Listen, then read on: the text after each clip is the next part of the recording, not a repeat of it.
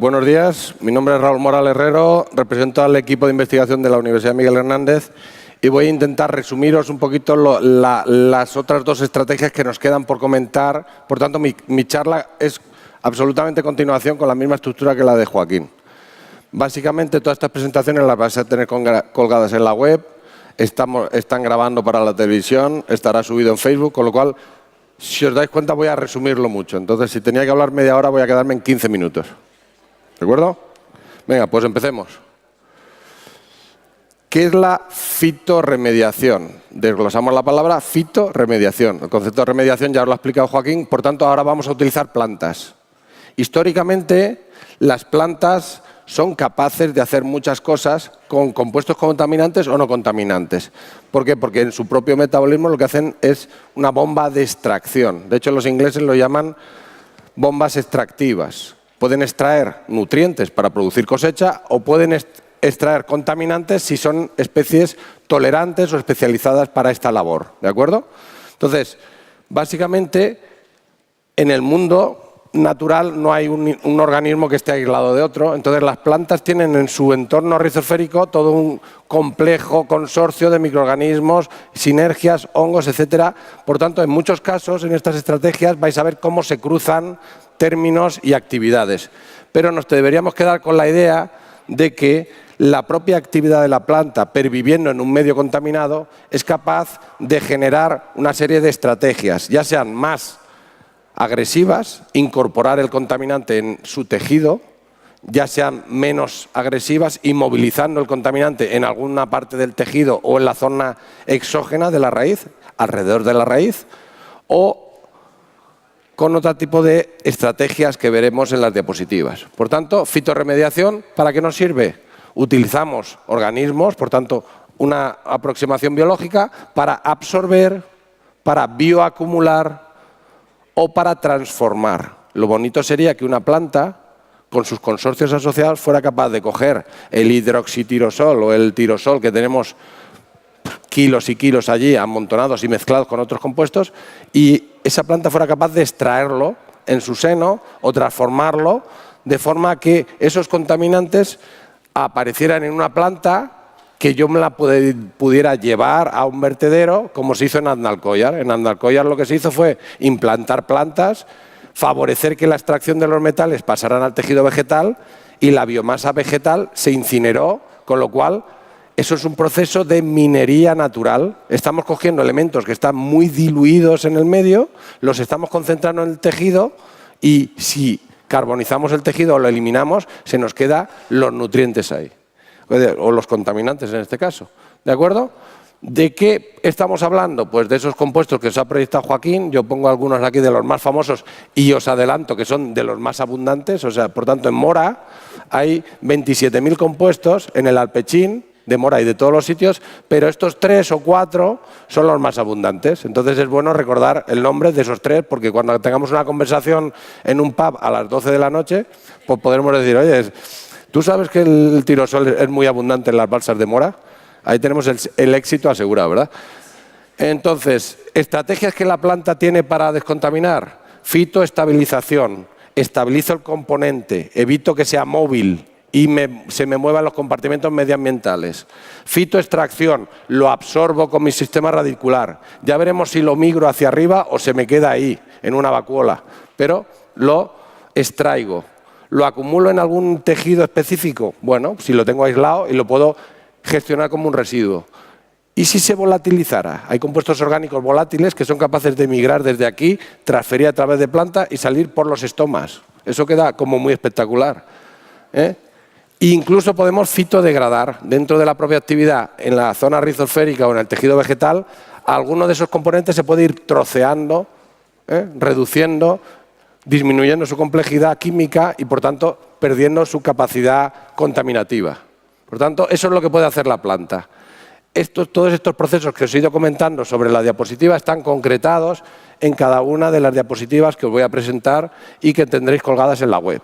Está más concreto, está más explicado, pero como vamos mal de tiempo voy a ir pasando un poquito más rápido. Por tanto, diferentes estrategias donde la planta es principal responsable asociado a todo aquello que hace la planta. Las raíces generan unos exudados, esos exudados generan un entorno adecuado para ciertos microorganismos.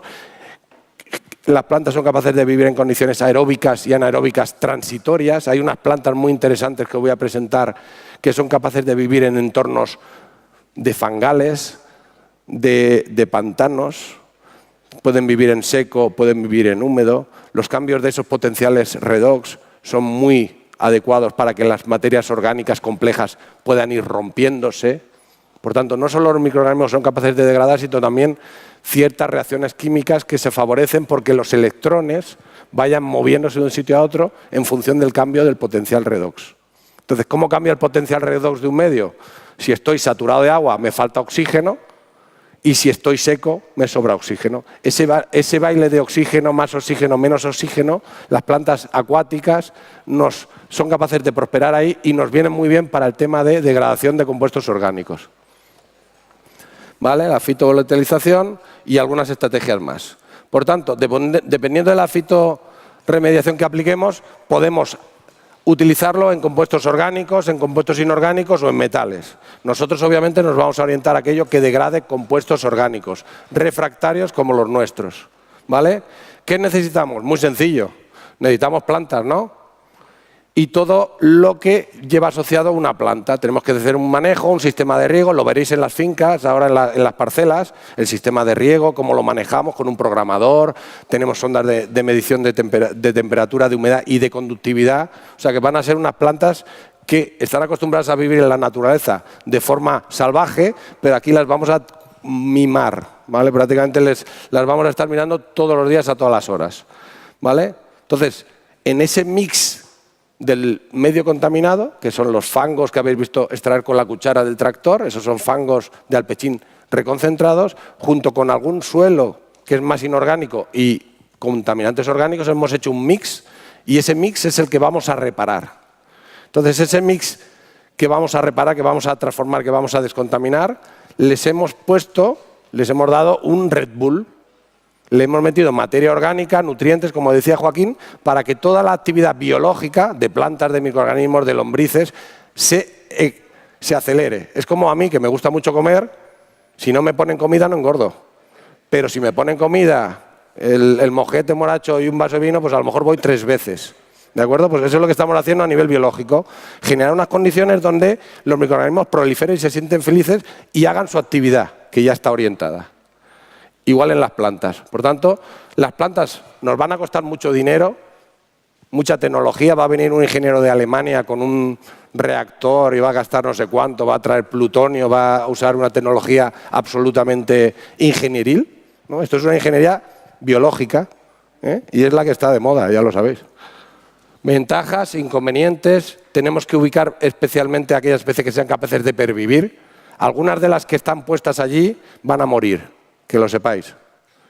Hoy las vais a ver vivas, pero la semana que viene o la otra morirán.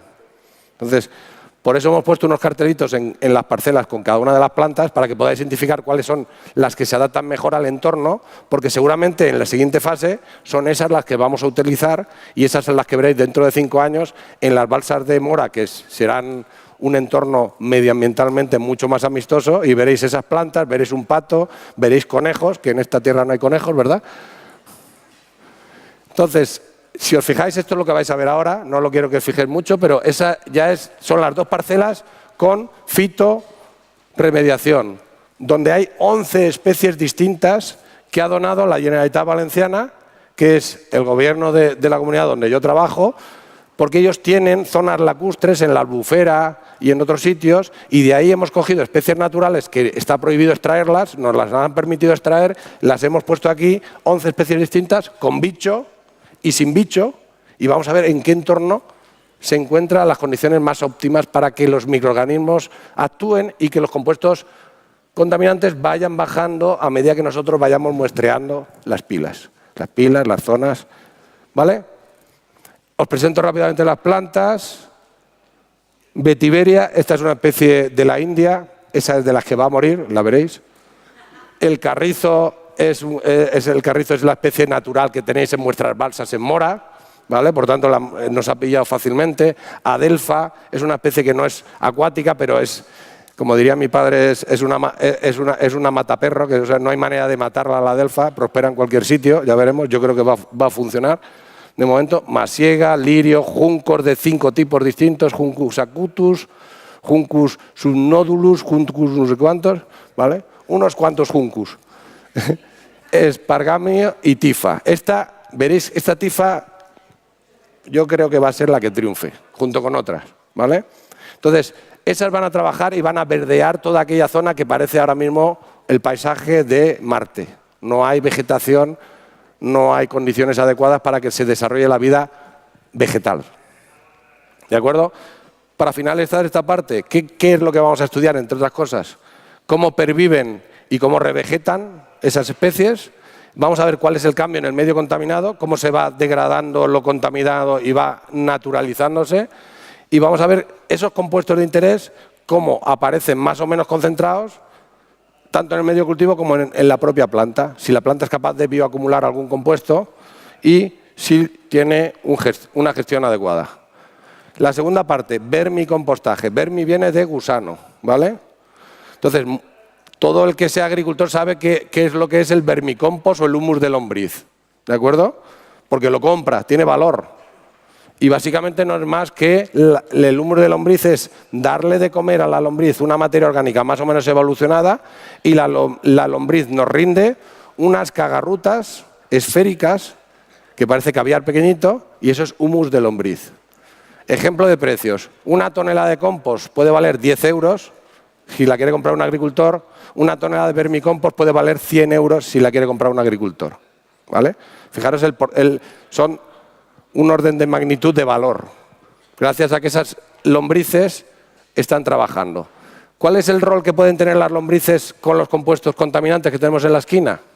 Las lombrices tienen una actividad muy intensa a nivel degradativo. Son capaces de succionar compuestos que atraviesen su sistema digestivo y cuando atraviesa ese sistema digestivo esa sustancia, debido a las actividades enzimáticas, a las actividades de los microbios endo y exo lombriz, los compuestos se rompen, se trocean y se restaura, ¿vale? En ese proceso, ¿qué puede ocurrir? Que la lombriz muera, ¿verdad que sí? Porque como es un organismo vivo tipo ganado, de hecho las lombrices están etiquetadas en el Ministerio de Agricultura como una especie ganadera, ¿de acuerdo? Entonces, como es como ganado, si tú le das de beber o de comer algo innecesario a una lombriz, se puede morir, sin más ni más. Entonces, ¿qué tenemos que darle a las lombrices? Nutrientes, le tenemos que dar comida, un organismo comida, hay que darle agua, riego, y en ese entorno, seguramente, el suelo, el medio contaminado, va a ejercer una opción de hogar de las lombrices. Opción 1, si hay tóxicos en el medio, como hay, potencialmente las lombrices no entrarán. Si yo me vas a dar un tóxico y yo lo sé, o tengo unos sensores que sé que es un tóxico, las lombrices, aunque ponga 5 kilos, van a estar todas en fila en el lindero del material contaminado y no van a entrar. Por eso hacemos estas mejoras que ponemos aquí. Tenemos que hacer un compostaje previo. Al compostar previamente con las estrategias de compostaje ya estamos eliminando una cierta toxicidad del medio y favorecemos que en una segunda escala un post-tratamiento entre las lombrices. Y otra mejora sería la bioaumentación. Por tanto, tendremos parcelas con compostaje primero, compostaje previo, lombriz y simultáneamente echaremos esos microorganismos maravillosos que son capaces de degradar eficientemente los contaminantes. Por tanto, en este tipo de parcelas ya estamos aplicando una técnica de restauración en cadena que se llama. ¿De acuerdo? Ventajas. Requiere poca maquinaria, obviamente. Tú sueltas las lombrices allí, necesitas un pastor de lombrices para que te las cuide, que no se vayan al campo al lado, que suele ocurrir. Imaginaros que las lombrices están aquí, les vas a dar comida que no les gusta y ahí al lado hay una pila de estiércol de caballo. Las lombrices son capaces de irse para allá, ¿De acuerdo? Entonces, eso lo vamos a tener controlado. Las ventajas, los inconvenientes. Es un proceso un poquito largo, quiero decir, es un proceso biológico donde tenemos que hacer un adestramiento, generar unas generaciones de lombrices resistentes que les gustan ese material, que de hecho se generan, tenemos ya lombrices de segunda generación que ya resisten unas ciertas mezclas con alpechines de mora, porque hemos trabajado ya en los últimos meses en adiestrarlas. ¿Qué obtenemos? Un suelo descontaminado, obviamente. Podemos obtener potencialmente, si cumple la legislación, incluso un vermicompost. Por tanto, potencialmente algunas de las pilas que hagamos aquí este año o el que viene, potencialmente ese material se va a echar en campo, se va a probar con nuestros olivos, con vuestros olivos, y será un fertilizante bastante adecuado. ¿Cómo pasturamos, cómo manejamos el sistema? No os lo voy a comentar mucho, está en las diapositivas. La temperatura tiene que estar entre 10 y 35 grados, la humedad tiene que ser elevada, porque las lombrices mueren con humedades inferiores a 60%. Pueden vivir entre 60 y 85%, incluso en encharcamiento. Si estuviera todo saturado de agua, son capaces de sobrevivir un cierto tiempo. El alimento, cuanto más evolucionado se lo demos, mejor. Por tanto, aquí en Mora estamos haciendo cosas que a ellas no les gustan para funcionar óptimamente al 100%, pero ya las estamos adiestrando, estamos compostando previamente, estamos intentando orientar el sistema. La densidad de población y cómo sabemos cómo funciona aquello es cómo se transforma el material y se va transformando en esas perlas de caviar. La duración del proceso, 2-3 meses. Y cómo manejamos las lombrices. Diapositiva final prácticamente. ¿Cómo podemos conseguir que una lombriz que está aquí viviendo, en el primero izquierda, sea capaz de pasar a la zona del ático, donde hace viento, está mal aislada y hay componentes desagradables? O sea, ¿cómo conseguimos que la lombriz entre dentro de Mora? Pues yéndola, atrayéndola, fastidiándola. Ellas necesitan agua, ¿verdad que sí? Necesitan agua, pues aquí le recortamos el agua. Cuando ya han compostado, hemos visto que han transformado el sistema, le ponemos alimento fresco aquí y empezamos a mojar. Entonces, ¿qué hacen ellas? Comida fresca y húmeda, ¿qué van a hacer ellas? Pues se van para allá, tranquilamente. En cuestión de 2-3 días las puedes ir atrayendo hasta esa zona. Y siguiente, y siguiente, y siguiente. Puede que, si esta estrategia es la seleccionada, consigamos que una balsa entera migre un cordón de comida, la lombriz esté ahí y le vayamos poniendo cordones de comida y al final llenemos toda la balsa, en vez de alpechines, de vermicompost. Y al final lo que tengamos que extraer con un camión no sea un alpechín que vaya a X kilómetros y emitamos CO2, gases de efecto invernadero, ¿verdad que sí? Sino que cojamos un camión que vaya a una finca donde aplique 10, 12, 15 toneladas por hectárea de vermicompost. Seguramente el alcalde tendrá que pensar, o el consorcio tendrá que pensar, en qué usos hacemos eso y qué ensayos agronómicos adicionamos al proyecto LIFE. Y sin más, presentaros la parcela ya como está constituida. Vamos a ver que las lombrices se mueren o no se mueren por unidad de volumen. Cogemos un volumen de la masa y contamos lombrices, adultos, juveniles y larvas. Y vemos cómo ha cambiado los compuestos en el medio de cultivo. Y se acabó.